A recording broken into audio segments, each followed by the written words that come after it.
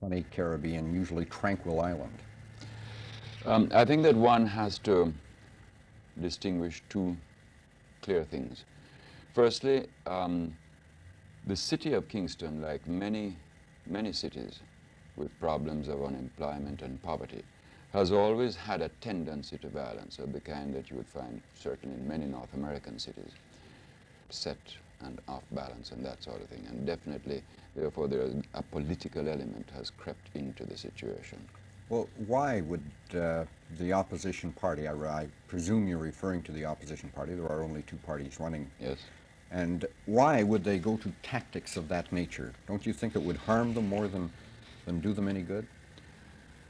Well, I think that the whole thing, you see, has been, I think, rather cleverly managed, in that our political tradition has always involved, again, a very marginal element of violence, although it used to be in the old days just fist fights and the occasional brick and things of that sort. And recently what has happened, as I say, is to introduce into this tendency a certain element that I think is borrowed from the underworld. And I think this has been done by certain elements quite deliberately to cause a certain panic in the society, to give the impression that the government's not really in control.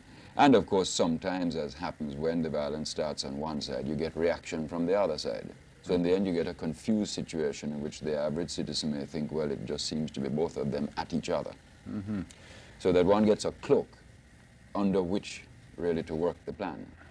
In driving around Kingston, we noticed a lot of signs saying Castro go home or CIA go home. There seems to be a Cuban-American involvement in this. Now, how much influence do these countries have on this political scene at this time?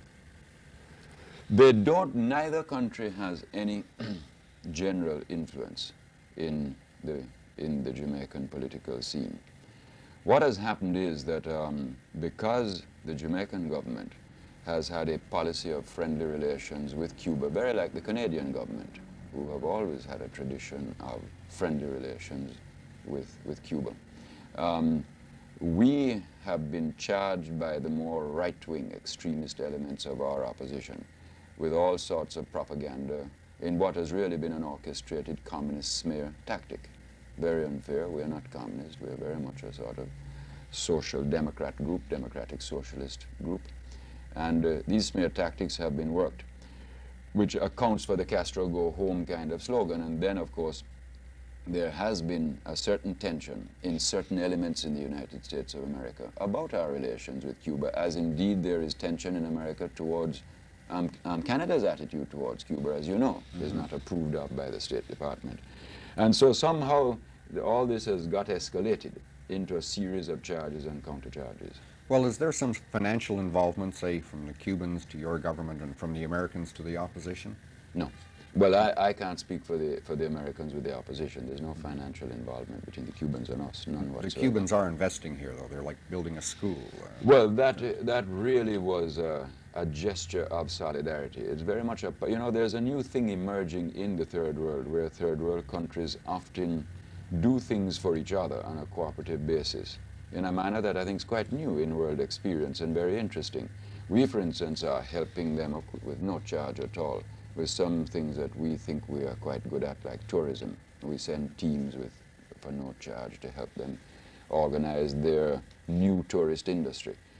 And also we have been one of the countries here who has, I think, shown courage in standing up for Cuba's right to be accepted as a normal part of the Latin American family. And I think that they appreciate this, and as a gesture of solidarity, offered to build this school as a sort of reciprocal gesture, which of course became a subject of propaganda. Yes, why would they be so touchy, though, for people to take pictures of a project like that? Ah, well, you see, because they've been, the fact that they're building this school has been the subject of a lot of unfavorable comment in the American press. Right-wing elements in Jamaica have been very nasty about it. And they, after all, you know, have a very unfortunate experience with the CIA, as I'm sure you know. And they have had their own embassy. Yes, in recent times, for example, their embassy has been attacked twice here by extremist right-wing elements. And I think that this tends to make them very sensitive and therefore touchy, as you said, touchy about the situation and very careful. And, you know, with the state of emergency on, they would be particularly, I think, cautious at this time. What about Canadian investment in Jamaica? I understand it's about $300 million. And with the swing toward socialism or perhaps eventual nationalization, what sort of situation are they in now? Is it a precarious thing for them, or? No, we have very good relations with Canadian capital generally in Jamaica. We've found them to be good corporate citizens. The banks, by and large, cooperate with the government very well. We really haven't had any problems in that. And with one of your major investments, of course, which is the Alcan operation here, we, as you know, are in the middle of a major revision of our whole bauxite strategy, because this is our critical basic resource. It's the one really big thing we have going for us, apart from tourism. We have our people, we have bauxite, and we have tourism, and we have sugar. And our negotiations with the Alcan group to work out a new relationship between them and the Jamaica government are going very well, and I think are getting quite near to an amicable settlement. Mm-hmm. One of the, I should have asked this along with the first part of the interview, but one of the reasons I got for the, if I may call it terror and unrest here, was the unemployment factor, and the fires and things that have been going on in a very poor area. Do you feel that perhaps it's because of these poor people and the unemployment rate that has... No, absolutely not. Absolutely nothing to do with it at all. What that does is to create a tense situation. But the actual terrorism is manipulated. And it really is very easy to demonstrate this, because some of the problems that we have had have been small groups of gunmen who operate from quite expensive Toyota cars. Now, when you own a Toyota car, and the three of you work from that, I don't think you really are poor.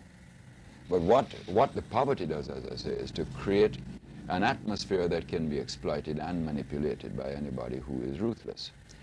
Where the unemployment is concerned, for example, with all the tremendous world inflationary pressures that have hit a little country like Jamaica so hard, and now with the economic recession that hit us so hard late last year and earlier this year, in spite of all that, we've actually reduced unemployment slightly. Not as much as we would have liked, but we have actually pulled it down a couple of percentage points. Mm-hmm. Do you feel that these poor people then in Trenchtown and other areas are being used? Oh yes, as far as this is concerned, there's no question that they're being used. Mm-hmm. No question at all. In regard to terrorism on the island then? Well, it's not really terrorism on the island. Well, that's what I'm getting at. What about the tourist situation? No. Is it safe for tourists? Absolutely safe. It is, although it's a very unpleasant situation, it is our good luck, in a sense, that all of this has been restricted to the urban ghetto area, an area where we are pushing massive housing developments right now within our very limited resources. We really are working very hard and building thousands of houses a year now for the poor. But it's a huge backlog to overtake. Can't be overtaken in 3-5 years. It's a huge task. But the violence itself and the manipulation of it is very much a phenomenon in the western part of Lower Kingston, where the bad concentration of poverty is. The emergency powers, politically, will it help you or harm you? Well, we haven't really thought of it in those terms, because basically our objective in the state of emergency is to do with the state of the society, its confidence, and its economy. The violence was beginning to break the confidence of the Jamaican people in their own society, and therefore having a very bad effect on the economy. And we are determined by the use of this admittedly extreme measure to create an atmosphere in which the Jamaican people begin to recover their self-confidence in their society and begin, therefore, to act in a dynamic and buoyant way in their economy. That's really what our objectives are. Is it working? We think it's working very well. We're very pleased with the results. What are your chances in the next election? We'll win. Are you sure about that? Well, let me put it this way, to say that you're sure always sounds arrogant. What I really feel is that, we have done a tremendous amount for the poor, for the people, in spite of the pressures.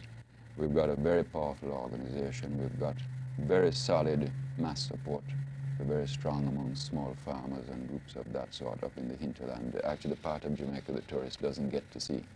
And we feel that the people understand us and we understand the people.